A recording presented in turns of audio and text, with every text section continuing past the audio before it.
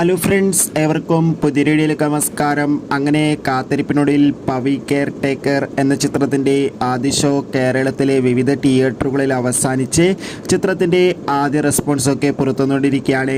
അതിൻ്റെ ഏറ്റവും പുതിയ അപ്ഡേഷനാണ് ഇന്നൊരു വീഡിയോ ഭാഗത്ത്. വീഡിയോയിലേക്ക് വരുമ്പോൾ വീഡിയോ ലൈക്ക് ചെയ്യുക, ചാനൽ സബ്സ്ക്രൈബ് ചെയ്യാൻ വേണ്ടി ശ്രമിക്കുക. ദിലീപ്, ജോണി ആൻ്റണി, ധർമ്മജൻ എന്നൊക്കെ പ്രധാന കഥാപാത്രങ്ങളായി ഇന്ന് ഏപ്രിൽ 26 തീയതി റിലീസ് ചെയ്ത ചിത്രമായിരുന്നു പവി കെയർ ടേക്കർ. എല്ലാ സിനിമാ പ്രേമികളും ഒരേപോലെയായിരുന്നു ചിത്രത്തിൻ്റെ റിലീസിനായി കാത്തിരുന്നത്.